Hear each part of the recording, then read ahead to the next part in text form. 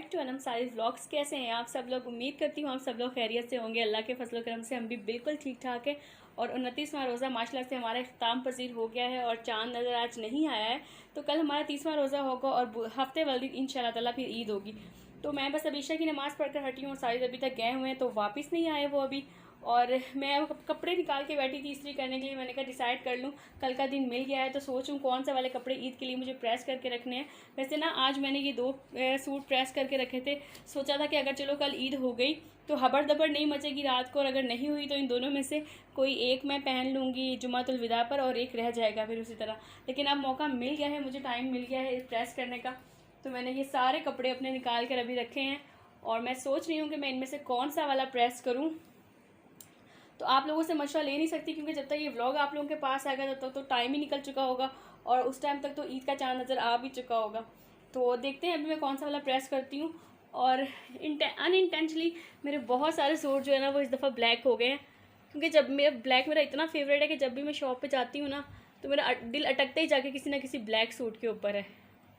तो अभी सोचते हैं कि इनमें से कौन सा वाला मैं प्रेस करूं, और ये वाला तो लाजमी प्रेस करूंगी क्योंकि ये वो सूट है जो साहिद ने मुझे ज़बरदस्ती अपनी पसंद का लेकर दिया था। उनको ये कलर बहुत अच्छा लगा था तो उन्होंने कहा था कि ये वाला तो लाजमी ले लो। इसे खोल के भी दिखाती हूँ मैं अभी, या फिर प्रेस करने के बाद दिखाऊंगी, और उसके अलावा और कौन सा प्रेस करती हूँ ये भी दिखाती हूँ। तो बस अब ईद की तैयारियाँ शुरू हो चुकी हैं।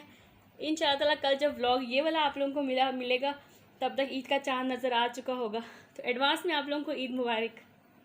और मेरी इतनी सांस फूल रही है, प्लीज़ इसको इग्नोर कीजिएगा क्योंकि मैंने कपड़े निकाले ना अलमारी में से और अलमारी पूरी बिखर गई थी, तो उसको समेटते समेटते और गर्मी इतनी ज़्यादा है तो काफ़ी मेरा सांस फूल गया है। और ईद के मौके पे लॉन के कपड़े ही चलेंगे क्योंकि कराची में तो बहुत ज़्यादा गर्मी है, तो लॉन ही चलेगी। आप लोगों की तरफ मौसम कैसा है और किस तरह के कपड़े आप लोगों ने बनाए हैं कमेंट बॉक्स में मेरे साथ ज़रूर शेयर कीजिएगा।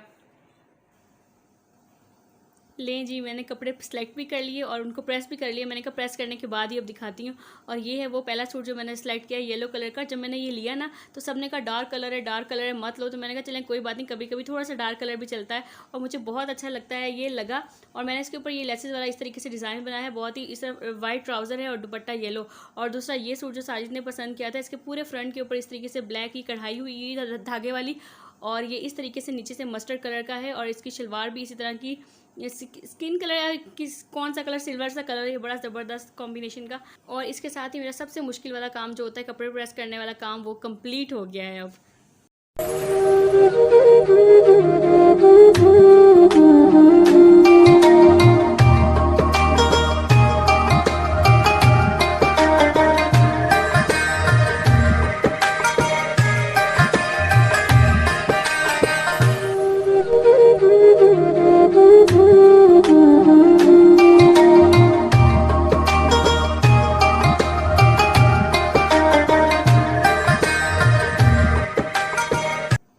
सुबह बखैर जी। रमज़ानुल मुबारक की आखिरी और 30वीं रोज़े की सहरी में आप सबको खुशामदीद करती हूँ।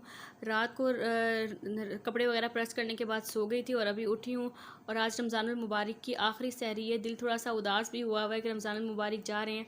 अब इस टाइम कौन उठेगा और कौन खाना खाएगा? उठ तो शायद फिर भी लोग जाएँ, लेकिन खाना तो इस टाइम इम्पॉसिबल होता है। तो बस मैं अभी उठी हूँ। और कल रात को ना सालन मैंने कोई भी नहीं बनाया था, तो साजिद ने कहा कि चलो छोड़ो आज आखिरी रोज़ा है, अब कोई सालन नहीं बनाओ, सुबह बस अंडे का सालन बना लेंगे और उसी के साथ जो है ना कर लेंगे। और मैंने आटा भी नहीं गूंदा था। उन्होंने कहा कि आज ना पूरा रमज़ान घर की रोटी खाइए, आज बाहर से पराठे लेकर आता हूँ। और सुबह के टाइम तंदूर के पराठे मिलते हैं बड़े ज़बरदस्त से, हमने पूरे रमज़ान नहीं खाए, तो उन्होंने कहा मैं बाहर से ले आऊँगा, तुम छोड़ दो। तो बस मैं सुबह सुबह उठी और उठ के नमाज़ पढ़ी। नमाज़ पढ़ने के बाद मैंने प्याज वगैरह ऊपर रख दिए थे मसाला बनने के लिए, और साथ में चली गई थोड़ी देर बाहर। मैंने कहा मैं भी सुबह सुबह सहरी के मंजर को एंजॉय करती हूँ, साथ में आप लोगों को भी दिखाती हूँ। उसके बाद कहाँ इस टाइम पर ये मंजर देखने को मिलेगा, कौन उठेगा और उठ के बाहर जाएगा। तो बस ये सहरी की रमज़ान की रौनक के सारी रमज़ान के साथ ही ख़त्म हो जाएंगी। अल्लाह पाक पता नहीं अगले साल नसीब में होगा या नहीं होगा। बस इस जाते हुए रमज़ान की अब चंद घड़ियाँ हैं, इनको अच्छे तरीके से एंजॉय कर लिया जाए। तो बस मैं यहाँ पे बाहर से अंदर आई तो मैंने सालन बनाया जल्दी जल्दी, और सारी तंदूर से रोटियाँ भी लेकर आ गए। तो रोटियाँ तो नहीं है खैर, ये पराठे वाले तंदूर के बने हुए, वैसे घी नहीं होता इसके ऊपर इतना ज़्यादा सा, वो अंदर से लगा कर बनाते हैं तो बहुत ही यमी से बनते हैं। और बस अभी सहरी करेंगे, सहरी करने के बाद इंशाअल्लाह ताला आप लोगों से फिर सुबह के टाइम मुलाकात होगी। और अब है तकरीबन 12 बजे के टाइम, हम अभी सोकर उठे हैं। सुबह सोते सोते भी थोड़ा सा लेट हो गए थे, कोई एक दो काम करने लगे थे, और अभी बस उठे। और आज जुम्मे का दिन भी है, जुमातुल विदा का दिन। तो यहाँ पर अपने और सारे के कपड़े निकाले हैं कि जल्दी जल्दी नहा के दोनों रेडी होते हैं, नमाज़ वगैरह पढ़ते हैं। तो बस नमाज़ सारे चले गए थे नमाज़ वगैरह पढ़ने के लिए मस्जिद में, और मैंने नमाज़ पढ़ी। नमाज़ पढ़ने के बाद दूध को मैंने बॉयल किया था दही जमाने के लिए, और इस दफ़ा मैं बहुत खुश हूँ क्योंकि मैंने पूरा रमज़ान दही घर में जमाई है। साजिद ने कहा कि चलो कल के लिए भी जमा लेते हैं, लस्सी वगैरह भी पियेंगे, इतनी ज़्यादा गर्मी का मौसम है तो लस्सी वगैरह भी पियेंगे, और कल ईद है तो काम आ जाएगा। तो बस उसी को जाग लगाने के लिए थोड़ा ठंडा कर रही हूँ, और साथ साथ मैंने नमाज़ पढ़ने से पहले इस रूम की सफाई कर ली थी। मैंने कहा साथ साथ छोटी छोटी सफाइयों वाले काम करती रहूँ ना, क्योंकि कल का दिन बर्डन वाला हो जाता है फिर बहुत ज़्यादा। ईद का दिन तो आपको पता है लेडीज़ का वैसे भी ज़्यादातर किचन में गुजर जाता है, चाहे छोटी ईद हो चाहे बड़ी ईद हो। तो मैं साथ साथ छोटे छोटे काम अपने निपटाने लगी थी। मैंने इस कमरे को सारा साफ़ किया। मेरा ये वाला कमरा बेचारे की किस्मत ना साल में कोई 1-2 बार ही जागती है, क्योंकि बच्चों ने बैठना होता है तो इस कमरे को सेट करने का तो मौका ही नहीं मिलता मुझे। बस चारपाइयाँ खड़ी होती हैं, बिस्तरे उठे हुए होते हैं। तो इस तरह का जब भी कोई मौका आता है ना, तो जिनमें 3-4 दिन मैंने बच्चों को छुट्टियाँ देनी होती हैं, तो फिर मैं इसको अच्छे से सेट करके रखती हूँ ताकि 3-4 दिन तो एक अच्छी सी फीलिंग आए। कमरे को सेट किया, चारपाइयाँ वगैरह बिछाई, बिस्तरे बिछाए, और उसको सेट कर कर आ गई।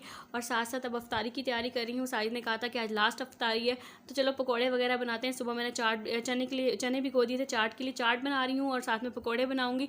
सोचा तो मैंने और भी बहुत कुछ था, लेकिन टाइम ही नहीं बच पा रहा। इतना ज़्यादा काम छोटे छोटे निकलते जा रहे हैं कि पता ही नहीं चल रहा। बस मैं सारी अफ्तारी की सारी तैयारी वगैरह की, और उसके बाद मैं गई साइद के साथ बाहर, कुछ ग्रॉसरी करनी थी और कुछ ज़रूरी चीज़ें थी ईद के लिए जो लेनी थी। मैंने कहा शाम के टाइम बाहर निकलना बहुत मुश्किल होता है, और आजकल हालात ऐसे हो गए ना कि रात के टाइम बाहर निकलना ख़तरे से खाली नहीं है। तो इस वजह से मैंने कहा चलें अभी दोपहर के टाइम ले जाते हैं, और शाम रात में चांद आते हैं तो रश भी बहुत ज़्यादा हो जाएगा। तो बस चेज़अप गई, चेज़अप के मैंने ये कुछ ग्रॉसरी का सामान लेना था वो लिया, और साथ में कुछ ईद की ज़रूरी चीज़ें जो मस्ट होती हैं मैंने कोल्ड ड्रिंक्स वगैरह ली। और ये बिस्किट ना, मुझे बेकरी गई थी तो मुझे दिल किया कि बस बेकरी वाले बिस्किट लेने को। हालांकि दूसरे तो बहुत सारे बिस्किट घर में पड़े हैं, लेकिन थोड़े से मैंने ये लिए, साथ में निम्को और मिठाई, जो ईद की लाजमी लवाजमात होते हैं, जिनके बगैर ईद का तसव्वुर मुमकिन नहीं है। मिठाई के बगैर, मीठी ईद है तो मीठा तो मस्ट है आगे के लिए लाजमी। तो बस मिठाई, निम्को और इस तरह की चीज़ें लेके जो ज़रूरी थी वो लेकर आ गई, और उसके बाद थोड़ी देर रेस्ट किया। गर्मी बहुत ज़्यादा, इतनी गर्मी कि बिल्कुल बर्दाश्त से बाहर है कराची में गर्मी। कह रहे थे कि मौसम ईद पे थोड़ा ठीक रहेगा, लेकिन लग नहीं रहा आज की गर्मी को देखकर। बाकी तो मैंने सुना है पंजाब में थोड़ी थोड़ी बारिशें वगैरह हल्की हल्की हुई हैं, वहाँ का मौसम अच्छा हो गया, पर पता नहीं हमारे तो बहुत गर्मी है। बस अब उठ के नमाज़ पढ़ी असर की, और नमाज़ पढ़ने के बाद इफ्तारी की तैयारी, ये चाट का सब कुछ मैंने मिक्स करके रखा है। बस इसके ऊपर पापड़ी डालनी है मैंने अभी, पकौड़े फ्राई कर लिए हैं, खजूर। और आज पहले पूरे रमज़ान में हमने नींबू पानी नहीं बनाया, आज बनाया, क्योंकि हमें बहुत फ़िक्र थी कि गला ख़राब ना हो जाए कहीं। तो आज सोचा कि चलो आज तो बेहतियाती की जा सकती है, बाकी अल्लाह ताला खैर करेगा। तो बस आज स्पेशली नींबू पानी बनाया है, आज आखिरी दिन, और ये हमारी अफ्तारी बिल्कुल रेडी है। अफ्तारी करेंगे, अफ्तारी करने के बाद जो है वो आज रमज़ानुल मुबारक की आखिरी अफ्तारी जो है, बहुत अच्छा रमज़ान गुजरा, बस अल्लाह पाक कबूल फरमा ले। फिर इंशाअल्लाह आप लोगों से ईद के व्लॉग में मुलाकात होगी, तब तक हमें दुआओं में ज़रूर याद रखिएगा, अपना बहुत ज़्यादा ख्याल रखिएगा। फिर मिलते हैं इंशाअल्लाह, अल्लाह हाफिज़।